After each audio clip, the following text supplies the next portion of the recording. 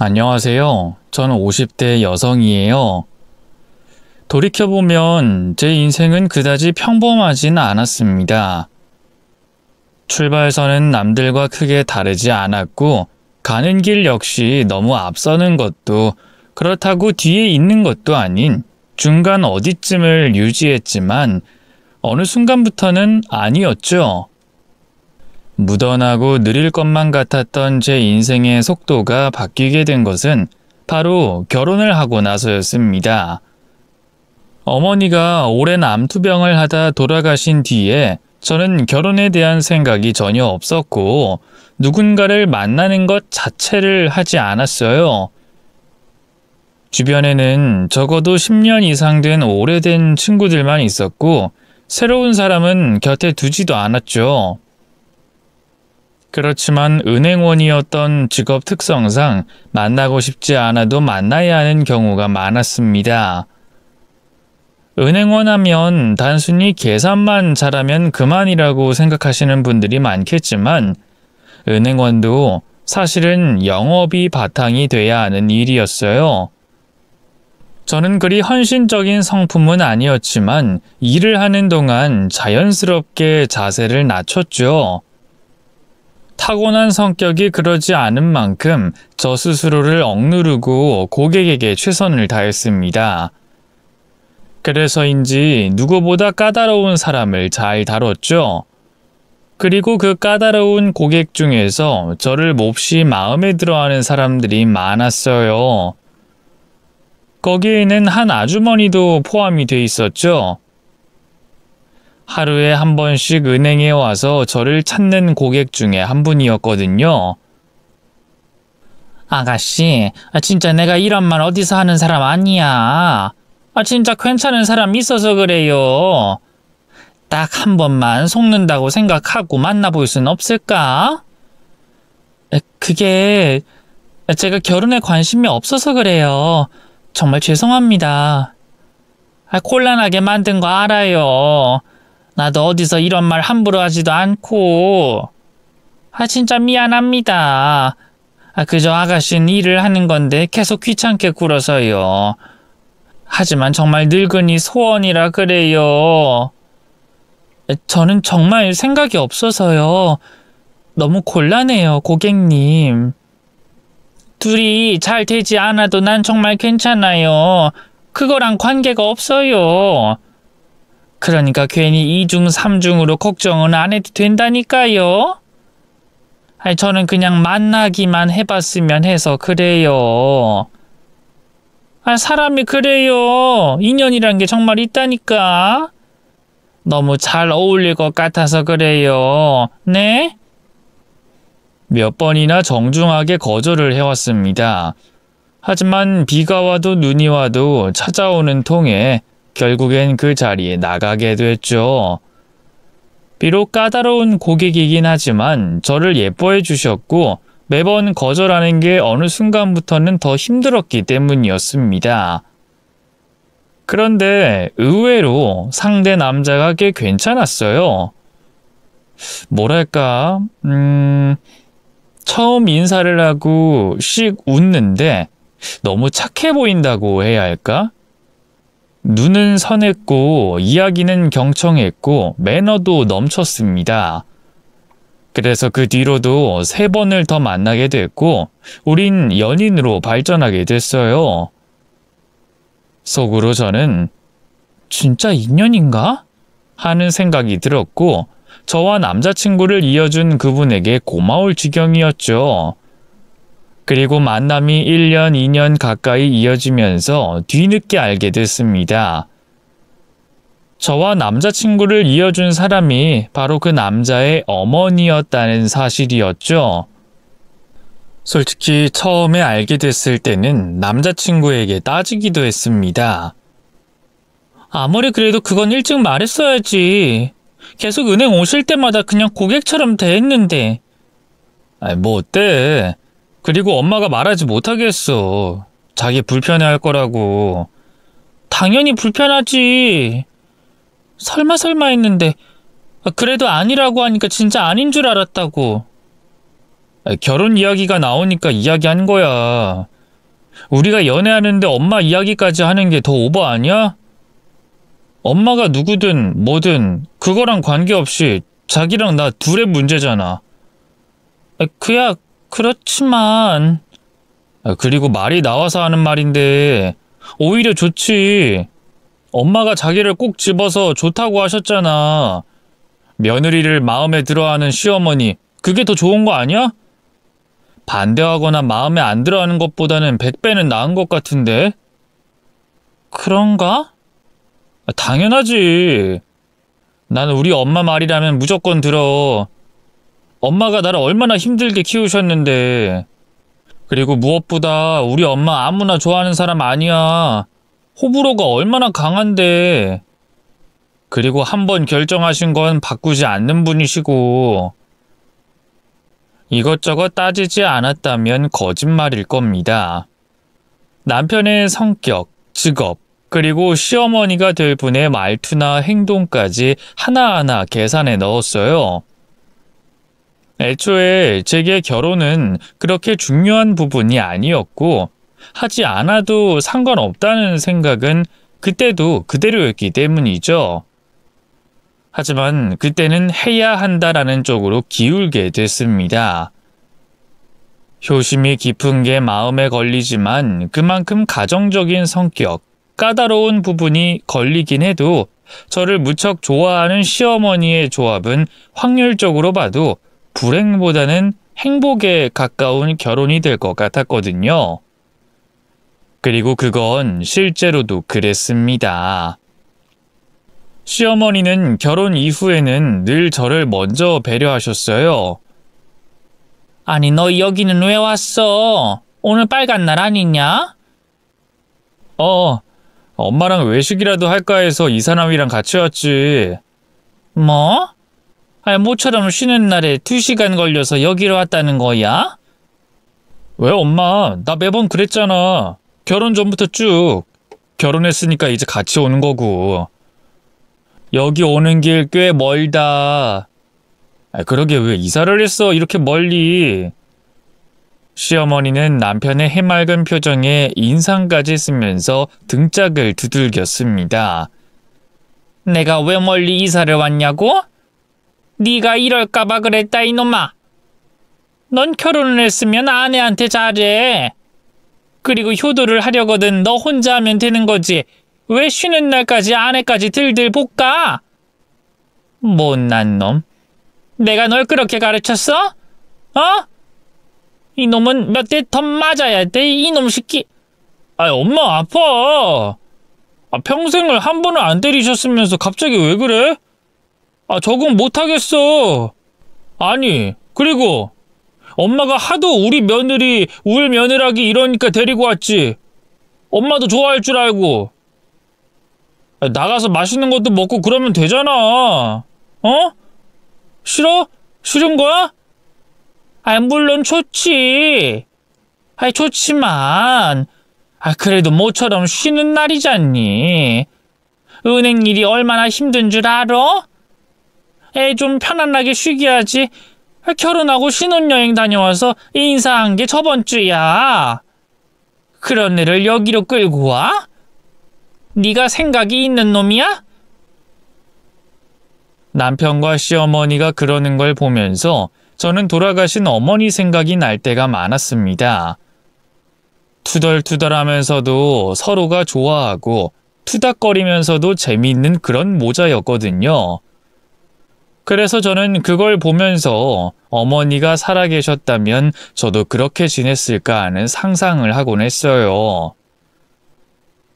이상하게도 보고 있는 것만으로도 좋아서 저는 일부러 더 자주 내려갔죠. 주변 친구들은 효자가 아니었던 남편도 결혼하면 효자가 돼서 자주 다툰다고 했지만 저희의 경우는 원래 효자였는데 오히려 결혼하고 나서는 효자 노릇을 시어머니가 못하게 하셨습니다. 어쩌면 그런 이유가 제가 시어머니를 좋아하게 된 계기가 된 것 같아요. 오로지 저와 남편을 동떨어진 한 가정으로 대해주셨기 때문입니다. 뿐만 아니라 제사도 없애버렸죠. 아빠 제사를 왜? 갑자기? 피곤하고 번잡스럽다. 너 나이 30 넘어서까지 30년 넘게 했으면 도리는 다 했지. 아무리 그래도 할머니 할아버지도 아니고 아빠 제사를 왜 없애? 너희 아빠 평생을 바람 피우고 계집질만 하면서 내 속만 썩였어. 그나마 너 친아빠라서 이 정도로 해준 거야. 너 없었으면 제사? 내가 제삿날을 만들어줬을 거다.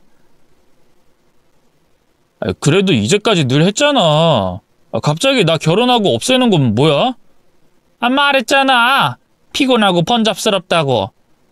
집안에 새 식구 들어와서 얼굴도 한번 못 본 시애비 제사상 차리라는 말도 하기 싫고 시키고 싶지도 않다. 시어머니의 말에 남편은 계속해서 따졌고 저도 거들었습니다. 전 정말 괜찮아요. 1년에 한 번인데.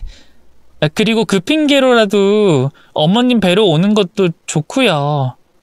진짜거든요. 내가 싫다니까? 진작에 그만둬야지 하는 생각하고 있었어. 너 때문 아니야. 군말할 것 없다. 그리고 내가 죽어도 제사는 지내지 마라. 난 딱 7세기야. 엄마! 뭐? 죽은 사람 소원도 들어준다는데 나 아직 살아있다? 그러니까 생전 유언이라고 생각하고 잘 들어. 제사밥도 난 별로고 나물도 딱 7세기고 난 그런 거 먹으러 오기 싫다. 죽어서도 귀찮을 것 같아. 그니까 살아있을 때나 잘하고 맛있는 거 먹고 그래. 알았어? 세상에 이런 시어머니는 없을 겁니다. 그리고 그런 시어머니 밑에서 자란 남편 역시도 아주 좋은 사람이었고요. 제가 말하지 않아도 집안일을 거들었고 쓰레기를 버리거나 세탁기를 돌리는 것도 자연스러웠습니다. 남편 말로는 늘 일을 나가야 하는 어머니 대신에 자신이 집안일을 도맡아서 당연한 거였다고 하더군요. 그래서 저는 평생 해도 그만, 안 해도 그만이라고 생각한 결혼을 한 걸 축복이라고 생각하게 됐습니다. 그리고 자연스럽게 우리 부부에게는 축복이라는 태명을 가진 아이가 생겼죠. 상상도 해보지 못한 임신이었지만 이런 행복한 가정에서 아이를 가지는 건 너무나 자연스러운 일이었어요. 남편은 퇴근 후에 태교를 위해 동화책을 읽어주고 시어머니는 저를 위해서 먹을 것들을 잔뜩 만들어주셨죠. 아이도 어찌나 얌전한지 그 흔한 입덧 한 번 없더군요. 그건 시어머니도 신기해하셨습니다. 내가 쟤 낳을 때는 얼마나 힘들었는지. 임신 초기부터 4달을 넘게 거의 먹지도 못했어. 정말요? 진짜 힘드셨겠네요? 그렇지. 허리는 끊어질 것 같은데 배는 점점 불러오지. 아무래도 내가 이렇게 말랐는데 그땐 살이 더 빠졌었어. 그때 시어머니가 애 제대로 못 낳을 거라고 저주를 어찌나 하든지. 그래도 지금 그이 보면 키울 때는 편안하셨죠? 지금이야 사람 된 거고 어릴 땐 속 많이 썩였었지. 군대 다녀오고 취업해서 돈 벌기 시작하니까 그때 정신 차리더구나. 그 사람이 속을 썩여요? 전혀 안 그럴 것 같은데. 20대 초반인가? 결혼하겠다고 여자 데려온 적도 있었어. 여자요? 내가 주책이네. 이런 말은 안 하는 게 좋은데. 뭐 어때요? 어릴 땐데. 저도 남자친구 있었어요, 어머님. 아이고, 난 됐다. 난 안 들을란다. 너도 행여 그런 말 하지도 마.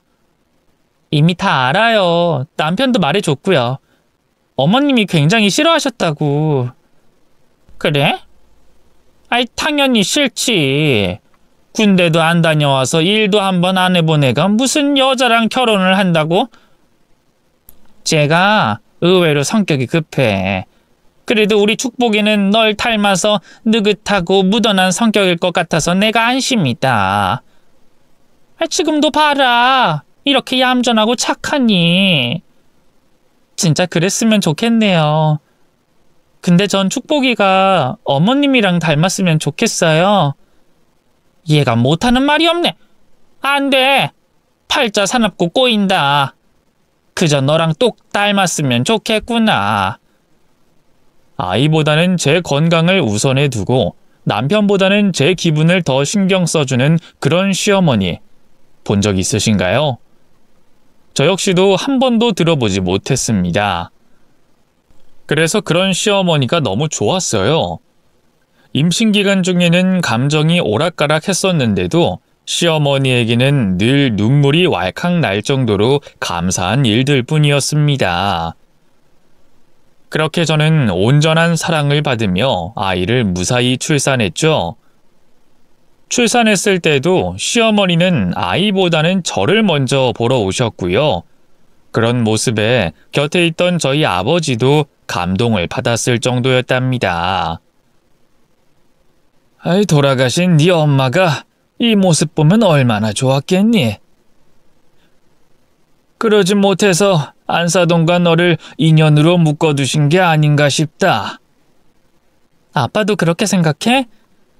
나도 아주 가끔 그런 생각이 들어. 엄마가 보내주신 게 아닌가 하는. 그 정도로 정말 나한테 잘해주셔. 그래, 몇 번을 뵀었는데도 참 좋으신 분이구나.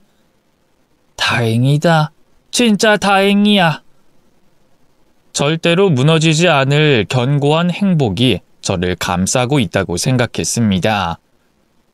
늘 엑스트라와 같은 삶을 살고 있다 이렇게 느꼈지만 결혼 후 제가 주인공이 된 것 같은 기분을 느꼈을 정도죠. 밝은 조명이 저를 온전히 비추고 있는 느낌이랄까? 하지만 세상에 영원한 것은 없다는 걸 증명이라도 하듯 무심한 하늘은 제게 내린 축복을 빼앗아가 버렸죠. 하필이면 가장 소중한 걸 말입니다. 저를 향해 까르르 웃어주던 3살 아이가, 통통한 볼이 빨갛던 그 아이가, 온 몸에서 따뜻한 우유 냄새가 나던 작은 제 아들이 죽고 말았거든요. 교통사고였다고 합니다. 제가 의식을 차렸을 때는 이미 아이는 싸늘한 주검이 되어 있었습니다. 저는 깨어나자마자 아이를 찾았고 급격하게 어두워진 남편과 시어머니 그리고 울고 있던 저희 아버지를 보고 알게 됐죠. 제 아이를 잃었다는 걸 말입니다.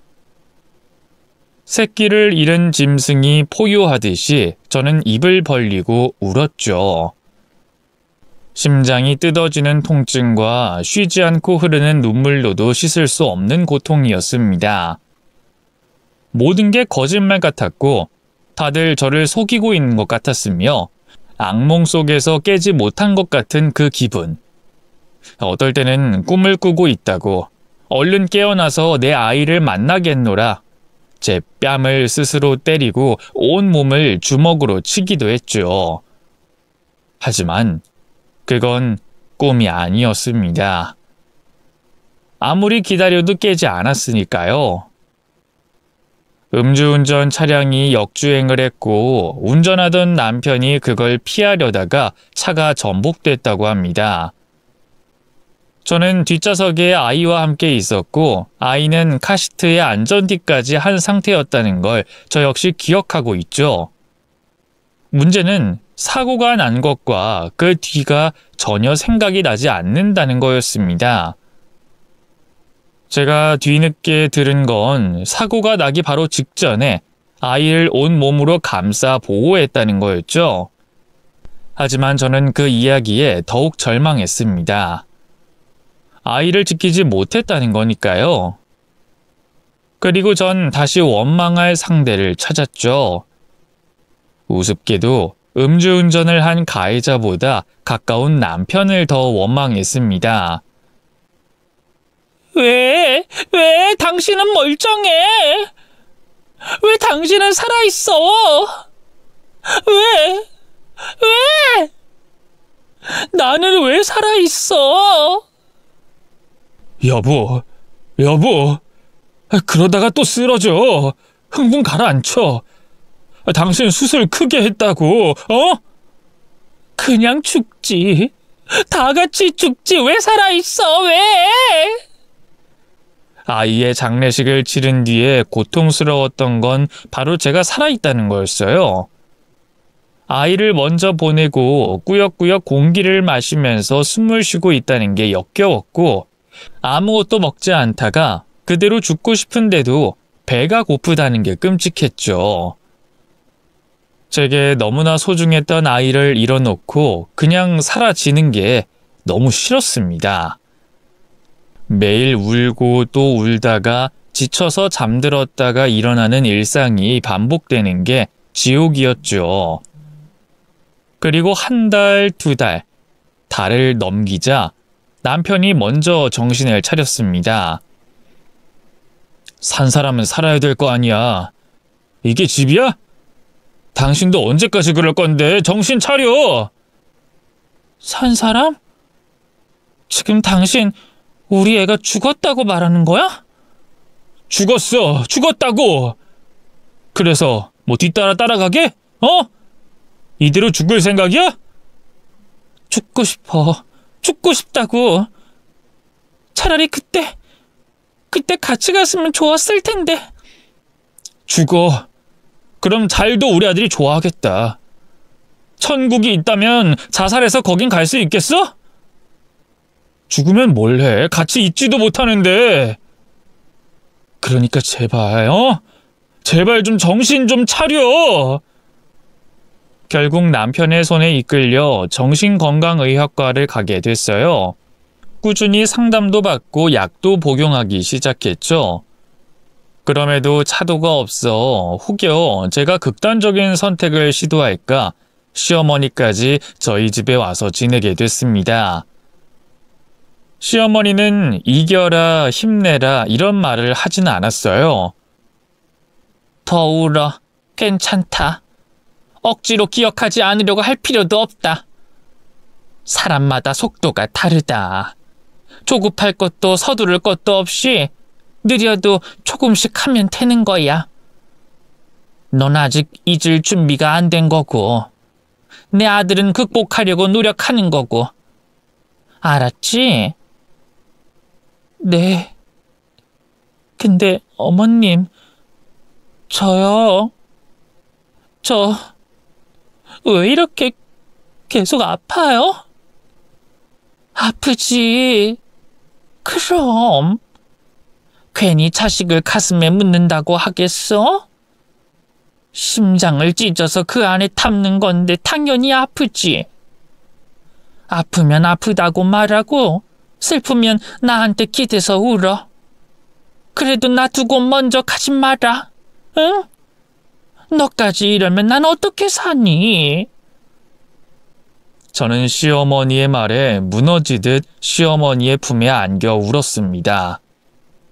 그 뒤에는 시어머니의 보살핌을 받으면서 조금씩, 아주 조금씩 나아지고 있었죠. 물론 완전히 괜찮아지진 않았어요. 그 전에는 구멍난 배 위에 올라 서서히 가라앉고 있던 느낌이었다면 시어머니가 온 뒤로는 차오르는 물을 퍼내 어떻게든 앞으로 가고 있는 것과 비슷했습니다. 그래서 결국에는 상의 끝에 은행 일을 그만두고 치료에 전념하게 됐죠. 그렇게 3년이란 시간을 견뎠습니다. 여전히 하루에도 12번도 아이 생각에 눈물이 찼지만 그래도 어느 순간만큼은 잠깐씩 잊고 일상을 생각할 수 있는 정도가 됐죠. 하지만 제가 너무 늦었는지 많은 것이 달라져 있었습니다. 남편은 일에만 매달린다고 가정에 소홀했고 시어머니는 어느 순간부터 제게 매정해졌죠. 아들은 아직도 안 들어온 거냐? 지금 시간이 11시인데.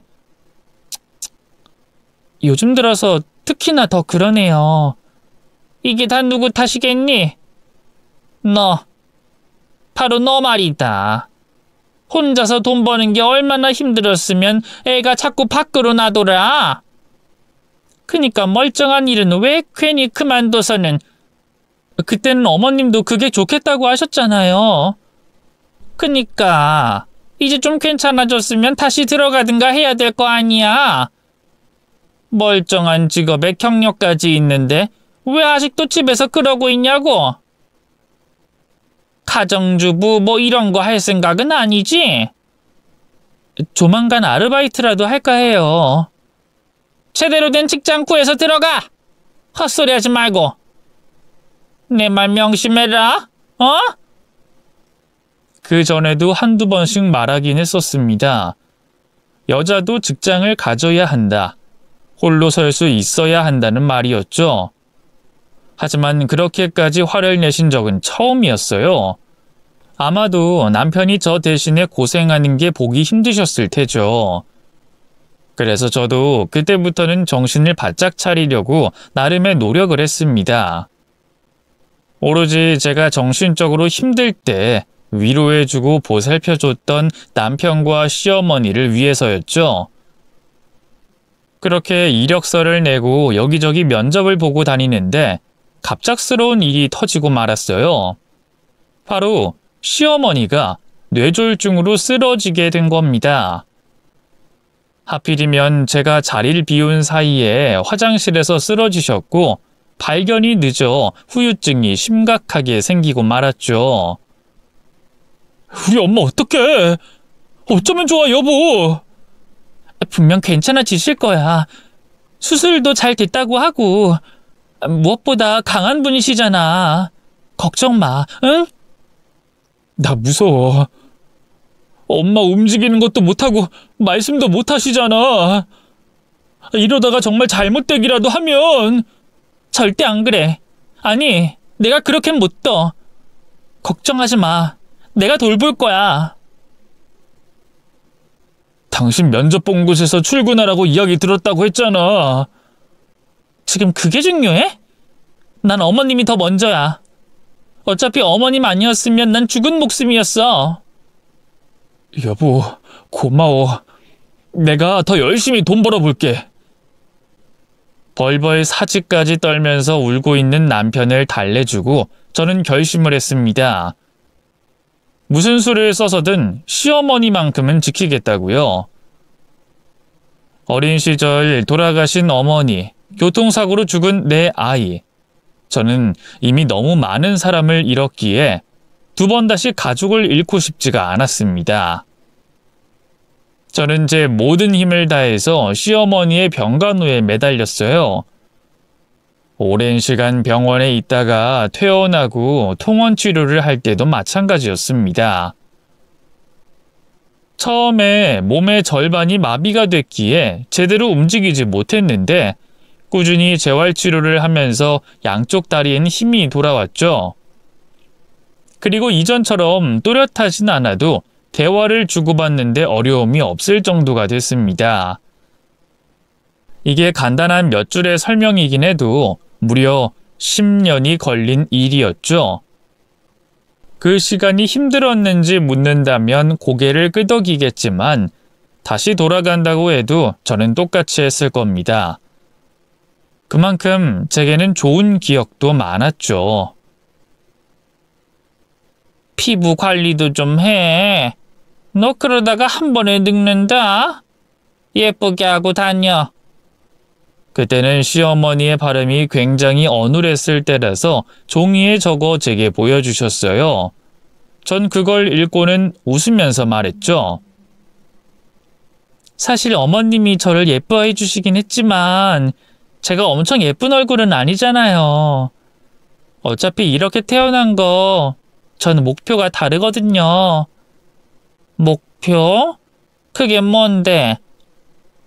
일단 젊어서 예쁜 건 늦었고 그래서 저는 최고로 예쁜 할머니가 될 생각이거든요. 나이가 들어서 백발인데 주름도 엄청 예쁘고 인자한데 예쁜 할머니. 그게 제 목표예요. 그때 시어머니가 맑게 웃으시는 걸 보고 저는 속으로 생각했습니다. 시어머니처럼 늙고 싶다고 말이죠. 그 뒤부터 예쁜 할머니가 되자면서 우린 한 달 동안 계속 팩을 붙이곤 했었습니다. 시어머니와 저는 그렇게 가장 힘들 때 서로의 곁을 지켜준 거였죠. 저는 그게 평생 갈 줄 알았습니다. 누구라도 저와 같은 경험을 했다면 그렇게 생각할 수밖에 없었을 테고요. 하지만 모처럼 저희 아버지의 칠순생신 겸 휴식으로 친정에서 조금 쉬고 왔을 때 상황은 180도 바뀌어 있었죠. 그 당시에 시어머니는 오른쪽 눈이 잘 감기지 않아서 한의원을 거의 매일 다니고 있었기에 아버지 생신이었어도 자리를 비우지 않으려고 했어요. 그런데 그런 저 대신 남편이 회사에 연차를 써서 저를 보내주겠다고 했죠. 아빠도 괜찮다고 했고 나중에 저녁에 들려도 되거든. 아무리 그래도 칠순이야. 자식이 어쩌면 그래. 아무리 우리 엄마 때문이라고 해도. 그리고 당신 거의 쉬지도 않고 움직였잖아. 사람이 중간중간 쉬고 그래야지. 어머님 잘 때 나도 눈도 붙이고 그래. 그리고 병원 약도 있고 한약도 데워서 먹여야 하고 당신은 그런 거 하나도 모르잖아. 이제 거동도 무리하지 않는 선에서는 괜찮으시고 말씀하시는 것도 이전처럼 어눌한 거 아니잖아. 엄마가 시키는 것만 하면 되는 거지. 늘 해왔던 건데 엄마가 그 정도를 못 하실까? 그래도는 무슨... 가서 장인어른 생신 잘 챙겨드려. 난 전화로 안부 넣을게. 그리고 이건 용돈이랑 선물이야. 나 대신 축하한다고 전해드리고. 언제 이런 건 준비했어?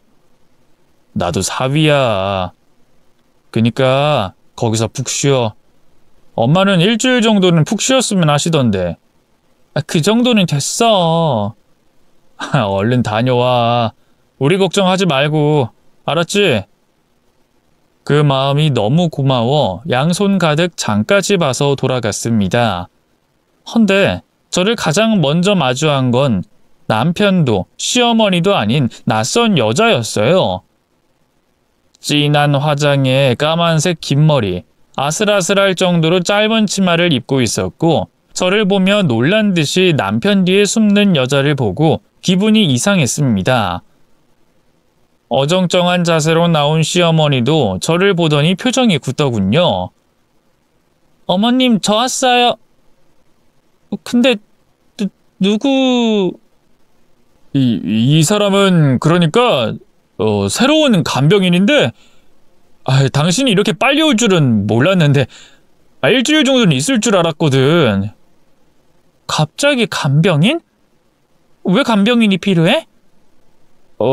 그게 그러니까 아무래도 당신이 혼자서 돌보는 건 무리고 또 그게 남편이 말을 더듬으며 설명하자 시어머니가 나섰습니다. 며느라, 내일부터 넌 내 간병 안 해도 된다. 이 아이가 해줄 거야. 손도 야무지고 심성도 참 바르고 그리고 머리도 좋아서 금방 익힐 거야. 그게 무슨 말인지 전 모르겠어요. 이 사람이 누군데요, 어머님? 여보. 남편의 어두운 안색과 시어머니의 한숨, 그리고 여자가 제 눈치를 보는 게 너무 이상했죠. 누군데요, 여보? 누구야? 누군데 말을 안 해? 이 사람은... 그러니까 이 사람 뭐? 똑바로 말해. 이 사람 내가 사랑하는 사람이야. 예전에 말한 적 있잖아. 내 첫사랑. 이 사람이 바로 그 사람이야. 우리 엄마가 반대해서 헤어졌던. 근데? 그래서? 지금 무슨 말을 하는 건데? 그런 여자가 왜 간병을 하냐고 묻잖아.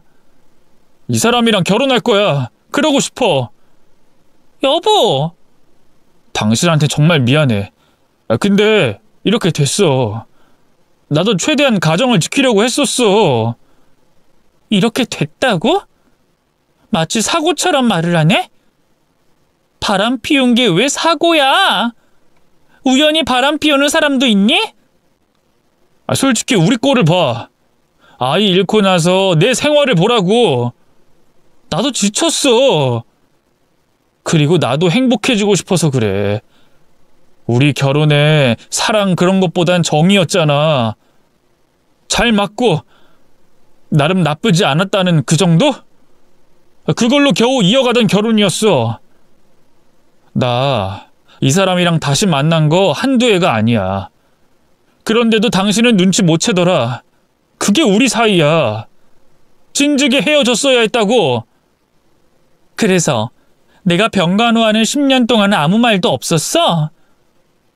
진짜 당신 잔인하다. 뭐라고 욕해도 내가 들어야겠지. 그걸로 당신 기분이 풀린다면. 언제? 언제부터야? 어머님은 나한테 맡기고 뒤에서는 그 여자랑 살림이라도 차렸어? 그런 거야? 대체 언제야? 다시 만나게 된 건 당신이 한참 정신과 다닐 때였어. 그때 매번 늦게 오고 출장이다 야근이다 그럴 때? 내가 죽으려고 약까지 털어먹었을 때? 진짜 당신 미쳤구나. 그래, 미쳤었어. 집에 오면 아픈 엄마랑 전전긍긍하는 당신이랑 나도 숨 쉴 구멍이 필요했어. 내 얼굴만 보면 죽은 아이 떠올리고 나 원망하잖아. 아니야?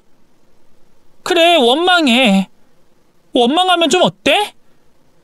당신이 핸들을 어떻게 꺾었는지 아는데 그럼 원망이 안 될까? 그게 뭐 본능인데. 나쁜 놈, 미친놈. 날 욕하고 싶으면 얼마든지 해. 난 이제 사람답게 살고 싶어. 그것뿐이야. 근데 나도 억울해. 나도 나름 노력했다고. 다시 만나긴 했어도 잠깐이었어. 그러다가 몇 년 전에 다시 만나게 된 거야. 그땐 운명이라고 생각했어. 엄마는 아프지, 당신은 얼굴 보기도 힘들지. 나도 외로웠다고. 진짜 그대로 혼자 있었다면 나 미쳐버렸을 거야. 저는 남편 대신 시어머니를 봤습니다. 그런데 시어머니의 눈빛은 너무나 차가웠죠. 재산은 충분히 주마. 원한다면 내가 가진 땅도 주마. 아들이고 나고 둘 다 너한테 고마운 게 있으니 그 정도는 해줄 수 있다. 내 아들이 100번 잘못했고 그 벌은 낳은 애미인 나도 같이 지는 게 옳다고 판단했다. 그러니까 깔끔하게 정리하고 이혼 도장 찍어라. 어머님! 나도 할 만큼 했다. 내 아들이 싫다는데 어쩌니? 그리고 둘 사이에 뱃속에 아이도 있다. 나도 죽기 전에 내 손주 제대로 안아보고 싶고 언제까지 애비 없는 자식으로 키울 순 없잖니? 언젠가는 학교에 들어갈 텐데. 어머니! 다른 사람은, 아니 남편은 몰라도 어머님은 그러시면 안 되잖아요. 나도 어쩔 수 없는 부모니까 넌 이해할 거야.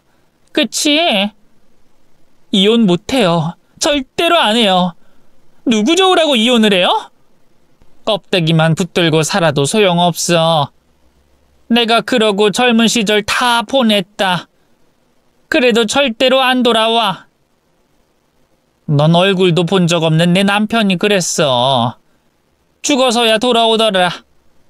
그러니까 너도 고집 피우지 말고 그냥 마음 접어. 그리고 아들이랑 너 사이에 청밖에 더 있니? 너무하시네요. 어머님, 진짜 그거 진심이세요? 아휴, 오늘 무리를 해서 그런가 좀 쉬고 싶네. 아가, 들어가자. 나 좀 부축해다오. 저는 바로 그날 이혼을 결심했습니다. 남편이 첫사랑 여자와 오랜 시간 간통을 해왔다는 것 때문이 아니었어요. 제가 믿고 의지했던 시어머니가 그 여자에게 아가라고 불렀기 때문이었습니다. 그 순간은 정말 주마등처럼 제 모든 추억들이 머리를 스치고 지나갈 정도였죠. 처음 시어머니와 만났던 은행, 제게 너무나 다정했던 말투, 아이를 잃었을 때 저를 안아줬던 따뜻한 품까지도 모두 떠올랐습니다. 저는 그 자리에 넋을 놓고 주저앉았어요. 누군가에게 연락을 받았는지 저를 데리러 오신 아버지의 손에 이끌려 나갈 때까지 말입니다. 그리고 몇 달 동안 저는 반쯤은 정신을 놓은 상태로 이혼을 하게 됐죠. 저희가 살던 집, 시어머니가 가지고 계시던 시골 땅, 그리고 위자료까지 모두 제 몫이 됐습니다. 하지만 저는 그것도 현실이 아닌 것 같은 기분이었죠. 무려 18년이나 가족이었던 사람들이 몇 달 만에 남이 됐으니까요. 홀로 자책을 하며 힘겹게 싸우고 있을 때 아버진 제게 말씀하셨습니다. 행여 나쁜 생각은 하지 마라. 자식 먼저 보낸 부모 마음 너도 알잖니? 아빠가 너무 무서워. 널 잃을까봐 내가 너무 무섭다. 안 그래. 아빠 두고 안 가. 그리고 그 인간들 때문에 절대 안 죽어. 그 집 식구들 전부 천벌받는 거 볼 거야. 아이 그래. 그 악으로라도 버텨보거라. 미워하는 힘으로라도 살아. 아휴, 내 딸 가여운 것. 실제로 저는 버텼습니다. 그건 사랑하는 내 아이를 잃었을 때와는 엄연히 달랐으니까요. 제 헌신을 쓰레기통에 처박은 인간들을 위해서 흘릴 눈물은 없었습니다. 저는 이를 악물고 새로 일자리도 구하고 정신과 치료도 받으면서 견뎠어요. 어느 날 밤에는 치욕과 배신감에 몸이 떨리다가도 다음 날이 되면 또 괜찮아지곤 했죠. 그렇게 조금씩 기억에서 그들을 도려내면서 살았습니다. 아버지와 여기저기 여행도 다니고 맛있는 것도 많이 먹으면서 추억도 쌓았고요. 그런데 이상하게도 살 부비고 산 남편은 잊어지는데 시어머니는 쉽지 않았습니다. 한참 회사를 다닐 때도 언뜻 닮은 사람이 보이면 가슴이 철렁 내려앉았고 꿈에도 자주 나타났죠. 대부분 꿈속에서 저는 시어머니를 멀리서 보고 있었습니다. 가까이 가지도 못하고 몸을 최대한 숨기고 몰래 말이죠. 무의식 중에 저도 모르게 그리움이 표출됐다고 인정할 수밖에 없었습니다. 그러던 어느 날 아버지가 저를 새벽에 깨우시더군요. 어여 일어나! 아유 얼른! 아 아빠 이 새벽에 왜? 지금 몇 시야? 새벽 3시네? 아유 얼른 가야 해. 옷 챙겨 입어 빨리. 어디? 대체 어딜 가는지 말을 해줘야 알지. 아이 따라오면 알아. 얼른 서둘러.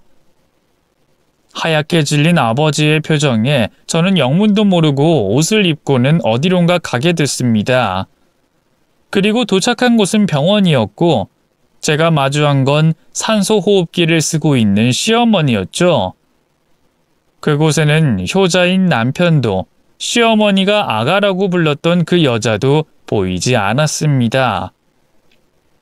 주춤하고 있는 저를 그 안으로 밀어넣은 건 다름 아닌 제 아버지였어요. 어머님. 양쪽 눈 가득 진물 같은 눈곱이 낀 시어머니의 상태는 몹시 위태로워 보였습니다. 씩씩거리는 호흡조차도 끊어질 것처럼 이어졌고요. 저는 다시 시어머니를 불렀고 이내 한쪽 눈이 파르르 떠지는가 싶다가 흉부가 위아래로 심하게 오갔습니다. 순간 저는 시어머니의 손을 잡았죠. 어머님, 저예요, 저. 차마 며느리라고 할 수 없어서 입만 뻥긋거렸습니다. 그때 저는 분명 봤죠. 시어머니의 눈이 웃는 것처럼 반달 모양으로 휘어진 걸 말입니다. 그리고 그 눈에서는 눈물이 흘러나왔죠. 그걸 보는데 가슴이 먹먹해서 저도 모르게 울음을 터뜨리고 말았습니다. 한참을 정신을 놓고 울고 있는데 아버지가 저를 떨어뜨려 놨고 뒤이어 간호사와 의사가 들어오더군요.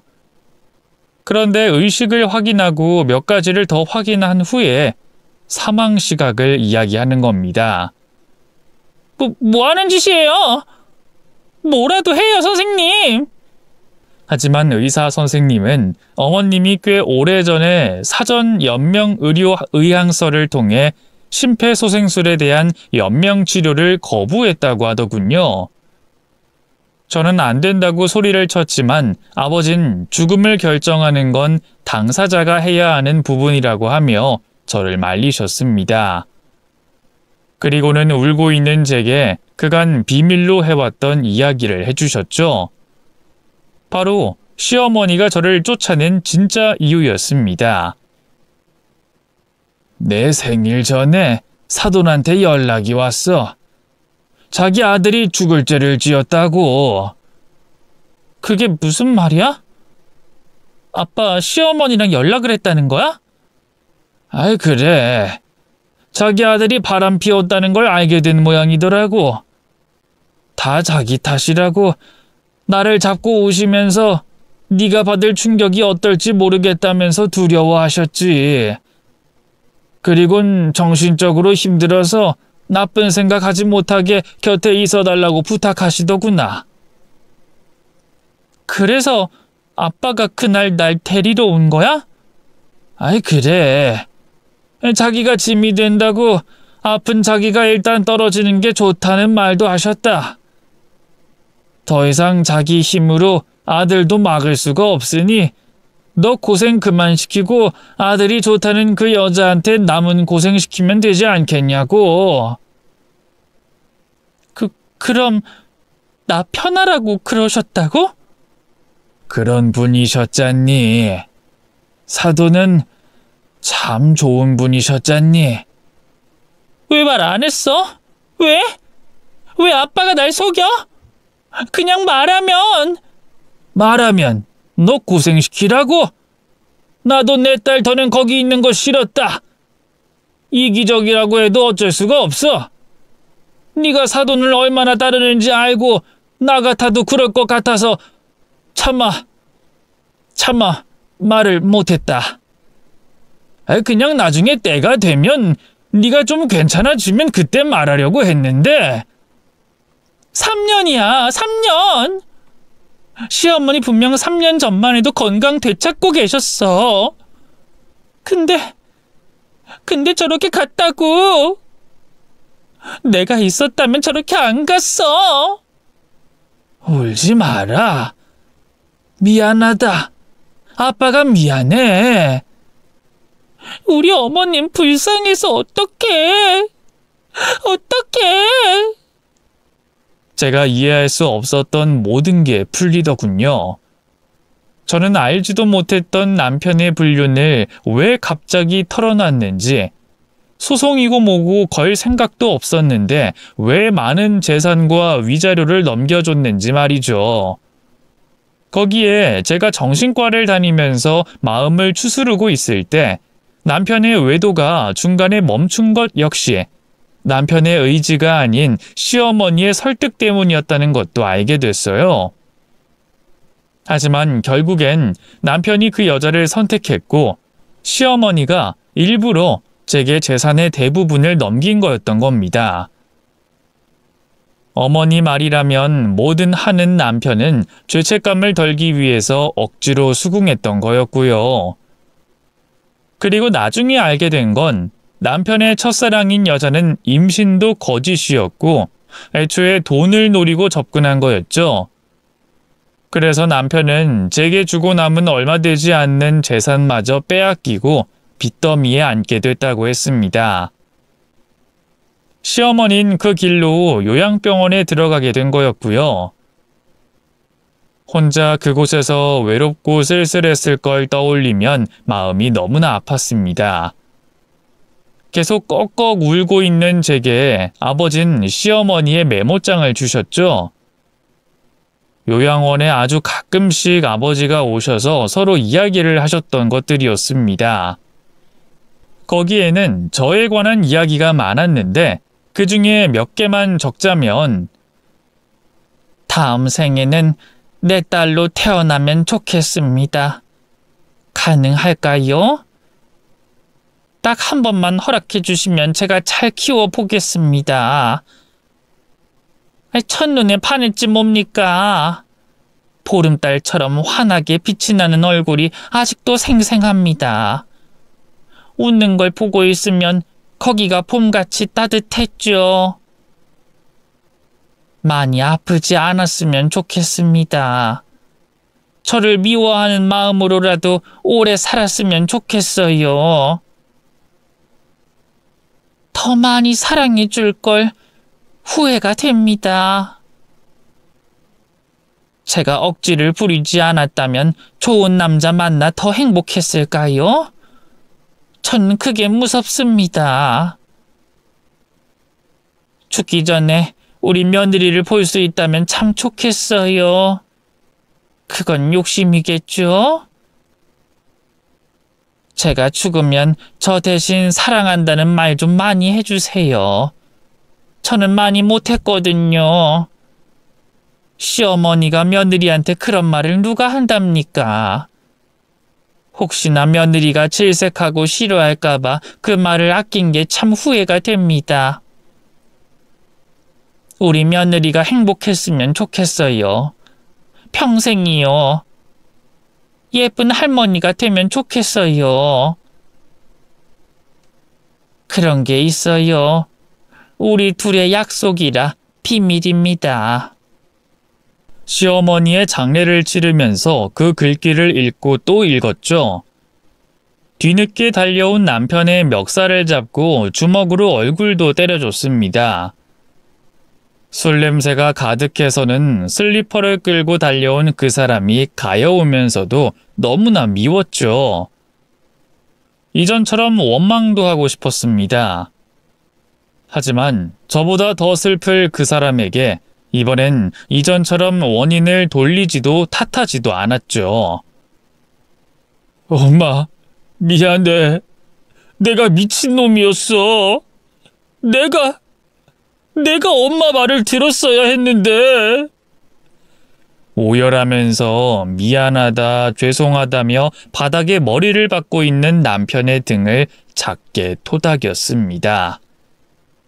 어머님, 그래도 내가 가는 길에 손 잡아드렸어. 왔으니 됐어. 늦었지만 왔으니 됐어. 나 때문이야. 내가 그 여자만 안 데리고 왔어도. 아이처럼 엉엉 울며 남편은 제게도 미안하다고 했어요. 하지만 저는 그런 남편이 밉진 않았습니다. 비록 만남이나 결혼이 불같은 사랑은 아니었지만 제 결혼은 결코 불행하다 할 수 없었고 저는 세상에서 가장 행복한 며느리였으니까요. 무엇보다 핏줄도 아닌 사람이 어디 가서 그런 대가 없는 사랑을 받아볼 수 있었을까 싶기도 했죠. 엄마가 너무 보고 싶어. 나도 그래. 적어도 그 순간만큼은 남편도 저도 소중한 사람을 잃은 동지였습니다. 그렇다고 달라지는 건 없었어요. 남편은 재결합을 원하긴 했지만 제가 그건 바라지 않았죠. 다만 시어머니가 제게 넘치는 위자료와 재산을 넘겨준 것에는 이유가 있다고 판단했습니다. 그래서 남편이 진 빚을 갚아주고 살아갈 수 있는 어느 정도의 돈도 주는 것으로 마무리했어요. 그리고 시간이 흐른 현재 저는 50대가 됐습니다. 나이가 들었을 때 가장 예쁜 할머니가 되겠다는 꿈도 여전히 꾸고 있고요. 솔직히 잘 모르겠습니다. 제가 시어머니의 나이가 되면 그때는 알 수 있을까 하는 생각도 드네요. 여전히 저는 먼저 떠난 아이도 쓸쓸하게 돌아가신 시어머니도 그리워합니다. 어떤 날에는 한 번도 떠올리지 않았다가 또 어떤 날에는 소리내어 울기도 하면서 제 속도에 맞춰서 서서히 잊어가고 있죠. 하루하루 치열하게 살다가도 추억을 떠올리면서 피식 웃기도 하는 제 모습이 그렇게 나쁘진 않습니다. 그리고 영영 보지 않을 줄 알았던 헤어진 남편과도 1년에 2번은 서로 얼굴을 마주하고 있어요. 그 이유는 아이와 어머님의 제사 때문이죠. 시어머니가 들으면 질색할 거라는 걸 모르진 않습니다만 평범한 제사를 지내고 있진 않아요. 전 남편과 저 모두 각자의 집에서 시어머니가 살아생전에 좋아하던 음식, 아이가 좋아했던 과자나 요리를 해와서 상에 놓는 게 전부입니다. 제사에 귀찮아서 오지 않을 거라고 하시긴 하셨지만 적어도 그날만큼은 우리 아이도 시어머니도 마음껏 떠올릴 수 있어서 저는 너무 좋네요. 아마 남편도 그럴 겁니다. 세상에 어디에도 없을 제 시어머니. 며느리라서 차마 사랑한다고 말하지 못했다는 내 시어머니. 그곳에서는 편안하신가요? 제 아이를 예전 그때처럼 꼭 안아주고 계실 거라는 거 압니다. 그래서 전보다는 많이 안심이 돼요. 사랑합니다. 어머니. 저 역시도 며느리라 차마 할 수 없었던 그 말을 이렇게 전합니다. 그리고 감사합니다. 친어머니와 추억을 쌓을 틈이 없어 늘 외로웠던 저를 그 누구보다 사랑해 주셔서 감사해요. 남편을 원망하면서 쉽게 제 목숨을 끊으려고 했던 저를 살려주셔서 그 덕에 저희 아버지와의 추억을 더 쌓게 해주셔서 고맙습니다. 어머님, 저 요즘에는 일부러라도 웃으려고 하고 있어요. 입가에도 눈가에도 예쁜 주름이 잡혔으면 해서요. 그래서 세상에서 가장 예쁜 할머니가 됐을 때 그때 우리 함께해요. 꼭 약속 지킬게요. 행복하게 살게요. 마지막으로 당신이 너무너무 많이 보고 싶습니다.